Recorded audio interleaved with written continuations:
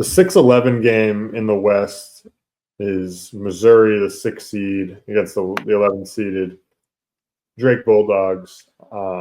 This game's really interesting, and we've talked a lot about Missouri this season. They've had a much better season than anyone anticipated. But they're a team that, for whatever reason, Dennis Gates loves to not stick to any sort of consistency in the rotation. Plays like 12, 13 guys sometimes. Can be super frustrating to watch. And, as a player, even, like, you don't really know what you're going to get on a night-to-night basis. And sometimes he might sit you for 30 minutes and then ask you to go in the last 10 minutes and make an impact, which I think can be really difficult in the tournament setting when you've been sitting cold, for 30 minutes plus however long. Like, there's so many TV timeouts, obviously, like as there always are. But some of these games take forever in March Madness with all the fouls and stuff. So you could be asking a guy who's been sitting cold for 2 hours to go in and play, which isn't unusual for a coach like Dennis Gates. On the other side, Drake, really interesting team. Not a high octane offense by any means. They like to keep the possession count low, led by Sturts. And I think this matchup is very unique and one that a lot of people probably don't have a great read on. Yeah, I mean, it's the most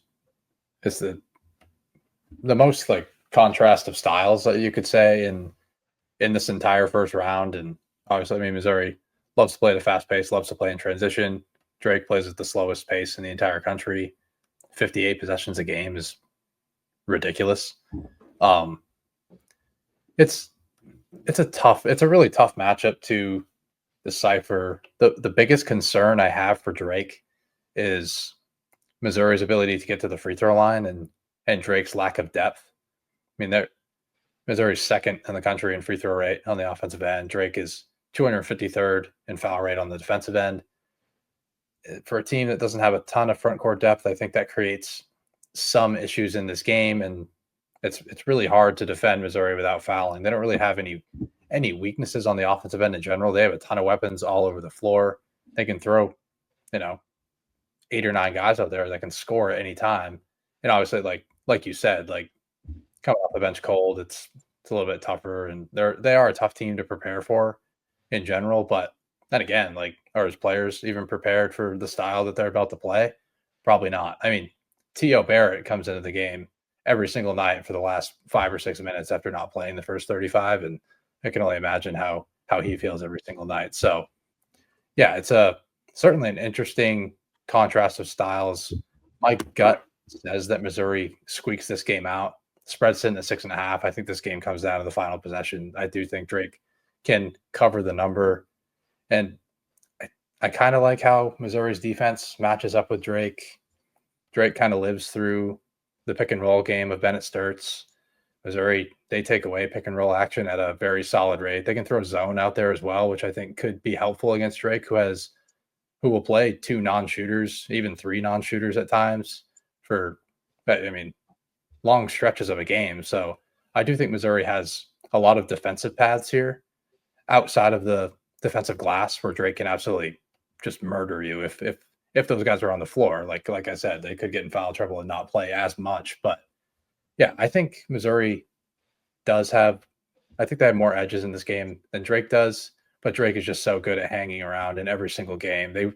They walk the ball up the floor intentionally. Sometimes they'll just sit up top of the ball until there's 10 seconds on the clock and then start running their offense. Bennett Sturts will take a contested shot with half a second on the shot clock and he'll drain it, nothing but net. Like, it feels like he does it every single time down the floor. And it's a very interesting team to watch. It's not necessarily a fun team to watch, but they are pretty efficient and they get it done on the glass for the most part. They do turn it over a lot just because they have the ball for so long. They have the ball for 25 seconds almost every possession, which will in turn create more turnovers just because you're not getting a shot up. But so yeah, overall, like the matchup for Missouri to win the game, but Drake is just a cockroach. They're just so hard to break away from that it creates a lot of variance. Yeah, I definitely like Missouri to win here. I think they have some advantages in a lot of areas.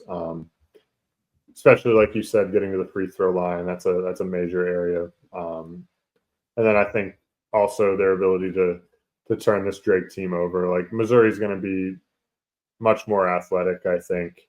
They force a lot of turnovers, right? I think they're top 50 in the country in defensive turnover rate. And to your point about Drake, they have the ball a lot. They turn the ball over quite a bit. I mean, they're 277th in the country in offensive turnover rate. On the flip side, Drake does force quite a few turnovers. They're 10th in the country in defensive turnover rate. However, Missouri takes care of the ball pretty well. I mean, they have a veteran group. They're 44th in the country in offensive turnover rate. So, pretty solid in that area. I don't really think that's going to be an area where Drake can necessarily expose them. I'm a bit worried for Drake in the turnover battle. I'm worried about them in their 2-point defense a little bit. They struggle to defend the rim, and Missouri's top 20 in the country in 2-point field goal percentage. So I'm a bit worried there, especially in close twos. Missouri is over 65%, on close twos overall. They like to get to the rim, hence the reason why they get to the foul line so much. So I'm a bit worried there. I think it's an area for Missouri to exploit. And like you said, they're a very tough team to prepare for. Just a very different style from what Drake plays. So I'm worried that Missouri is going to live at the foul line, live at the rim, be able to really get whatever they want, and then also like force some turnovers and live in transition. I like you said, I wouldn't be surprised if Drake can hang around just because of the style they play, especially if they're able to keep the turnovers down in this game, which maybe they can, and if they're shooting it efficiently, if they're getting great possessions every time down. But Missouri's no slouch of a defensive team. They're sitting in the top 20 or top 75, I believe, in adjusted defense according to Torvik. So. I don't know. Drake can probably hang around here, but I definitely expect a Missouri win. Yeah, and to your point about the turnover battle, I do think it's pretty significantly in favor of Missouri, even though Drake turns over teams at a top 10 rate in the entire country. Missouri has lineups where they can play 5 ball handlers, and I think if that becomes a problem, I think Dennis Gates will deploy that lineup with Mark Mitchell playing at the 5. Basically for all 40 minutes. Like that's the guy on this team that he trusts the most. Like he'll throw a lot of guys in and out, play him 20 to 25 minutes apiece. The one guy he will keep on the floor is Mark Mitchell. So he will play him at the 5 probably for 30 to 35 minutes in this game.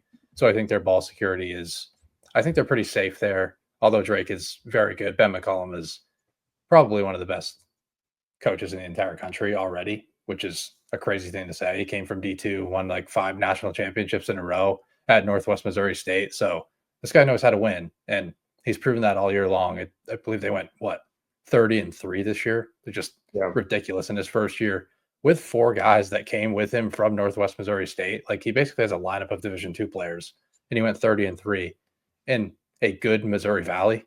Like it's pretty ridiculous what he did. But yeah, I do think Missouri has a ton of advantages in this game. And yeah, both teams do get to the line at an elite rate. I will trust the team that has more depth, and I will trust the power conference team with more athleticism to get to the line a little bit more often.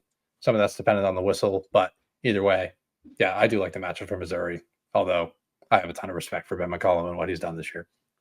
Yeah. So look for Missouri to win, probably potentially a Drake cover here, but expect Missouri to move on to the second round.